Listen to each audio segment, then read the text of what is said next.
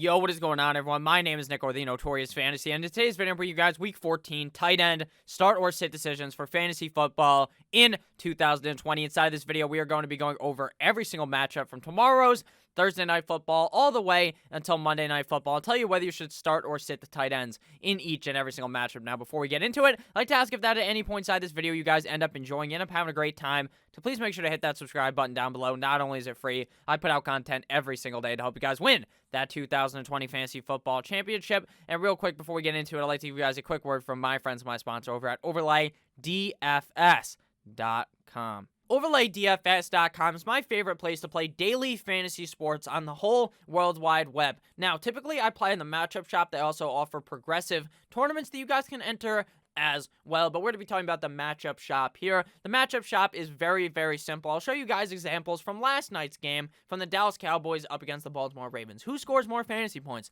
Amari Cooper -2 or CeeDee Lamb +2? The correct answer was Amari Cooper -2. A lot of these are really no-brainer questions. Who scores more fantasy points? Zeke -7 or Tony Pollard +7? It is so simple to win money on OverlayDFS.com. All you do is you pick one of these and you select how much you want to bet on each and every single matchup. You can pick one, you can pick all 7, you can parlay them all together. It does not matter. It's so easy to win on OverlayDFS.com. Make sure you guys check it out. You do all this research all week long to win your fantasy matchup. Why not win some extra cash on top on OverlayDFS.com?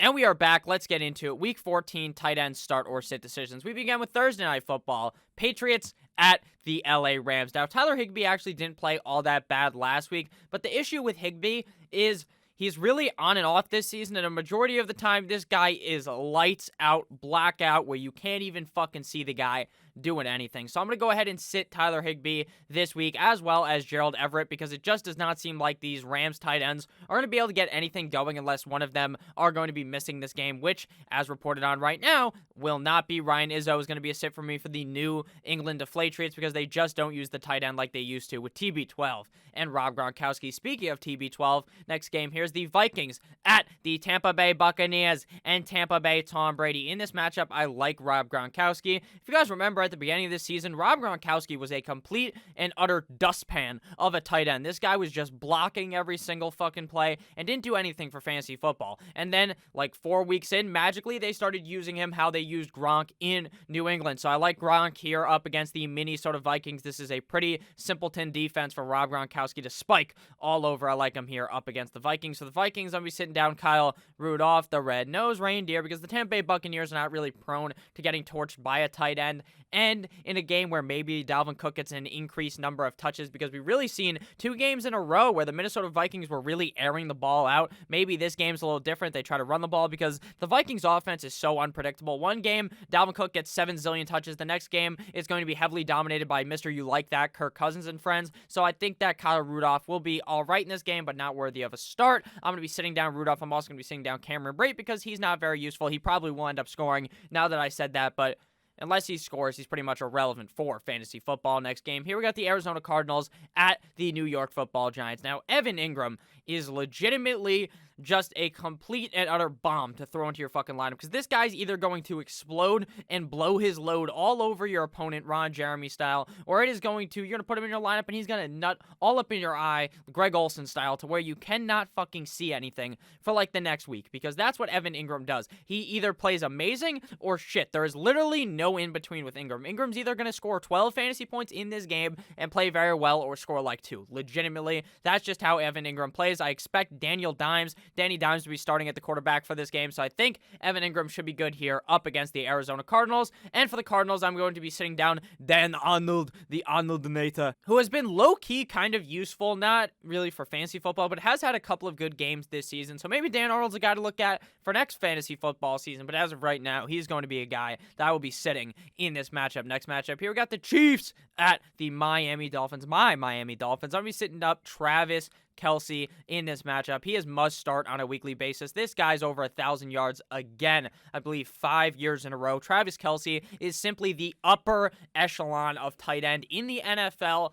literally one of the best in the game, or the best in the game right now. It may end up going down as one of the best in the game a couple of years from now when the guy ends up retiring. He's going to go beast mode up against the Miami Dolphins. I would find it hard for the Dolphins to completely be able to shut down this whole offense. As a Dolphins fan, we do have a good defense, but I wouldn't bench Travis Kelce unless they're playing up against the greatest defense ever. And even then, I'm still going to trust Mahomes to get the ball in Travis Kelce's hands. I'm also going to be starting for the Miami Dolphins, Mike Licky Amagasiki, because he actually has started to get used with Tua Tagovailoa under center. Now, in the past, it seemed like Fitzpatrick really liked to target Mike Gesicki, and Tua just looked the other way. Now, Darnold, or what's his name? Something Schmeith for the Miami Dolphins.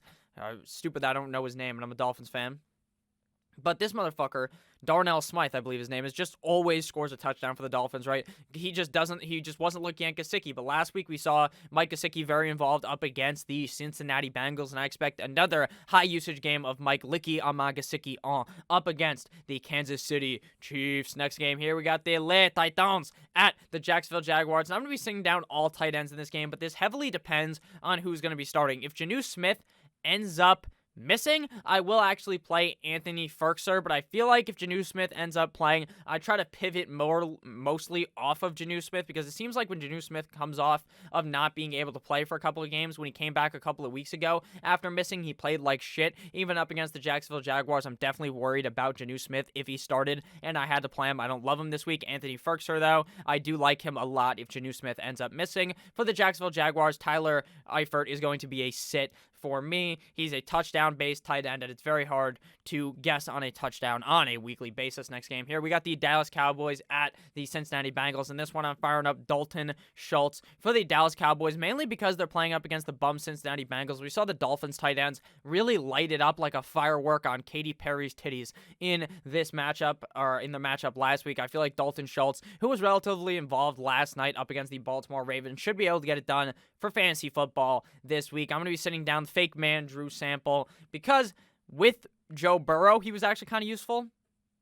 But with the quarterback play there, I just wouldn't really trust it, even up against a bum-ass Dallas Cowboys defense. Next game here, we got the Houston Texans at the Chicago Bears. So if you guys have ended up enjoying this video thus far, please make sure to drop that subscribe button down below. Hit it with the 1-2 Mayweather. And if you are not new and you've been watching for a while, I really appreciate it. I appreciate all you guys who are watching. We're at 11,000 subscribers. It means everything to me. Genuinely, please make sure that you hit that like button. It helps more people find these videos so I can gain more subscribers and start eating W's like my name was Jameis Winston. So in this one, I actually kind of do like Cole Kmet, but I'm not going to buy completely into it this week, right? We saw him play very well last week for the Chi-Town Bears, but will he be able to have repeat performances if he's able to do it 2 weeks in a row? Now here, up against the Houston Texans, he probably will be inside of my top 20 tight ends because of the high upside up against the Houston Texans. And if you're in a real pickle, like your name was fucking Rick, I'm Pickle Rick. That's such a stupid joke, but it's hilarious because, you know, he turned into a fucking pickle. But Cole Kmet should be good to go here, in my opinion, as a deeper kind of league tight end. But if you have a lot of other options, I probably would look away from Cole Kmet. That's why he's a sit in Jordan. Call me Miss Jackson. Jordan Atkins. He's going to be a sit for me here up against these Chi-Town Bears because I do not trust Jordan Atkins. This guy just either scores a touchdown or he does absolutely nothing. Next game here, we got the Denver Broncos at the Carolina Panthers. And in this one, I like Noah Fant. Now, Noah Fant, like early in the season, was looking very good. Very, very, very good. But as of recently, he's been on and off like some of these other tight ends where he just plays like dick. 1 week, then the next week he's amazing, and he really hasn't found those middling weeks like we were seeing early on in the season. So I don't really love Noah Fant this week, but going up against the Carolina Panthers, I do believe in him and Horschkock Drew Lock enough to be able to develop that connection and play well up against the Panthers. I'm going to be sitting down Ian Thomas because the guy just really doesn't get all that much use in this offense. Next game here, we got the Jets at the Seattle Seahawks, and we have the case of, again, I talk about this every single fucking week, but Chris Herndon is the best tight end maybe to ever do it that just does not get any fucking use, because Chris Herndon is one of the more talented tight ends, in my opinion, in the NFL. He's a guy that I really heavily touted 2 years in a row. Looked actually pretty decent last year when he came back from being, I believe, suspended. But this year just hasn't done anything, really, and it's kind of sad because he just doesn't get used. If he was to get used, this is a smash spot up against Seattle, but he doesn't, so he's going to be a sit. Will Dissly and Jacob Hollister after drop my drawers to the limit or see my third leg. Greg Olsen ended up getting hurt a couple of weeks ago. It just seems like with both of these guys healthy, Dissly and Hollister, that is, it just does not seem too smart to be starting either of these guys on a weekly basis. Next game, here we got the Indianapolis Colts at the Las Vegas Raiders. Darren Waller last week cut up the Jets defense like his name was O.J. Simpson, and the glove did fit in this scenario. He dropped like 45 fantasy points, something fucking redonkulous, as they say. Darren Waller, regardless of the defense he's playing, just like with Travis Kelce, is just built different. Upper echelon tight end. You fire him up this week. Trey Burton, and Mo Cox are going to be sits for me for the Indianapolis Colts. Would not be surprised if Burton blew the back out of the Raiders, but when they're both healthy, it's kind of iffy on a weekly basis which one is going to be getting more looks in the tight end room. Next game, here we got the Washington football team who just dethroned the 11-0 Pittsburgh Steelers at the 49ers, who just got butt-fucked by Josh Allen and the Buffalo Bills. For some fucking reason last week, Terry McLaurin took a nap on a Tempur-Pedic mattress, just went straight to sleep, got the quadruple Z's, just had a nice nap up against the Steelers, and Logan Thomas rose to the occasion like my cock in the morning. He was rock hard, rock solid Viagra style.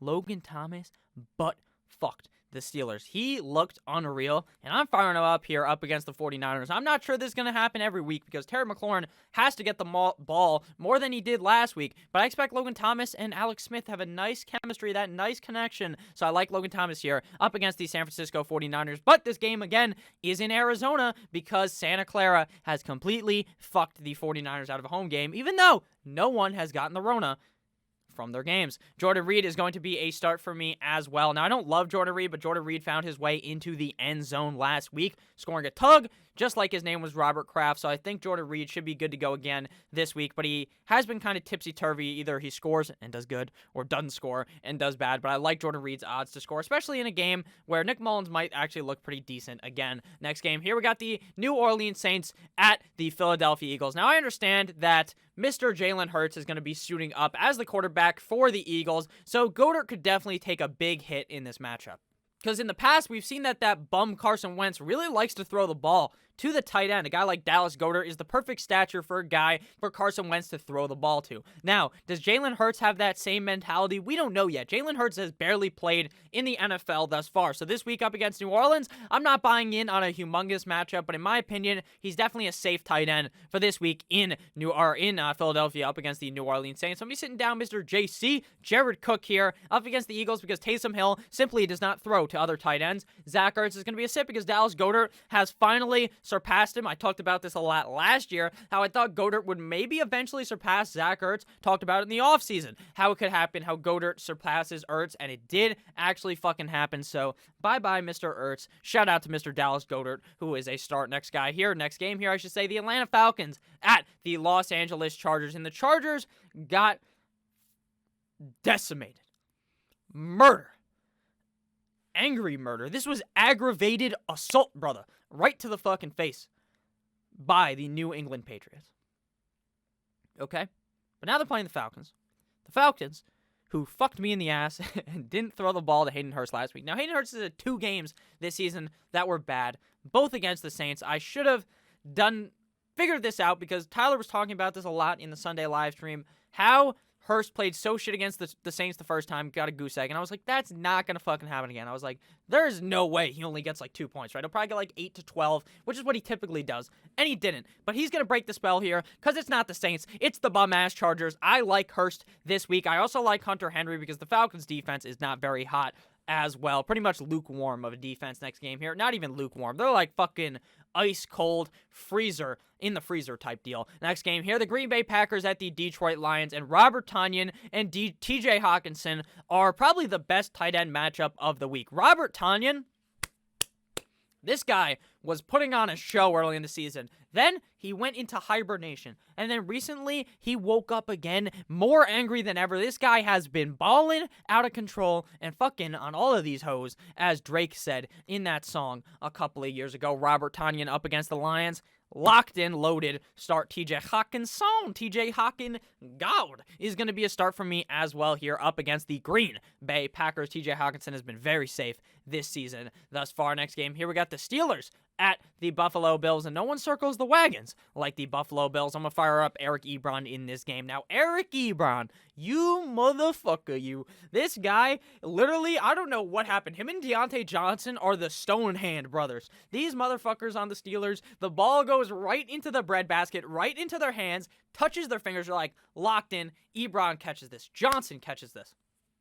No, they drop the ball. It makes no sense. It's absolutely hilarious. Maybe it's just some mental gymnastics going on in their head as to why they're dropping the ball, but it makes no realistic sense that this is happening. So I think Eric Ebron steps back on the saddle, Red Dead Redemption style, and plays well up against the Buffalo Bills. Next guy here is Dawson Knox. One time, if you're with me, shout out to John Gruden. I'm going to sit him down in this game because Dawson Knox actually pretty talented tight end. Just doesn't get a lot of work there in Buffalo. Final game, Monday Night Football between the Ravens at the Cleveland Browns, and Mark Andrews has been cleared off the big Rona protocol, and it seems like he may be good to go on Sunday. And Monday, I should say, that is. Even with the woes of Andrews this season with Lamar, now it's not even Andrews' fault. Like, Andrews is open. Lamar's just fucking going Stevie Wonder in the pocket half the fucking time and is just blind. But Mark Andrews, no hate on Stevie Wonder. I love you, Mr. Stevie Wonder. But Mark Andrews has been pretty solid this season, aside from the games where Lamar just doesn't look for him. But Lamar looked pretty tout against the Dallas Cowboys. But again, he always looks really good against these bad teams. With that said, though, I think Andrews should be fine here up against the Cleveland Browns. A very important game for both of these teams in this division. Austin Hoop God is going to be a sit because the Ravens defense is pretty stout against the tight end position. So thank you guys all so much for watching this video. If you did end up enjoying again, please make sure that you guys hit that subscribe button down below. I would really appreciate it. You're going to appreciate it as well because you're going to eat that W like your name was famous, Jameis fucking Winston, in your fantasy football championship. So have a great rest of your guys' day. I love you all again. Thank you guys for 11,000. I've said it a million times, but it genuinely does mean a lot to me. Next year, we're hitting the fucking moon. 20,000. 30,000. I don't even know if it's possible, but I want that YouTube plaque by the end of 2 years from now. I'm gonna fucking luge some beer off that thing. Thank you guys all for watching. I do love you all genuinely. Again, overlaydfs.com. Make sure you guys check it out. They pay the man. They pay me. They get these videos coming at you guys fast, quick. That's what she said. I love you all, but always to me. Have a great rest of your guys' day. Again, I do love you guys. Thank you so much for the support. Have a great rest of your guys' day. Overlaydfs.com. Good boy.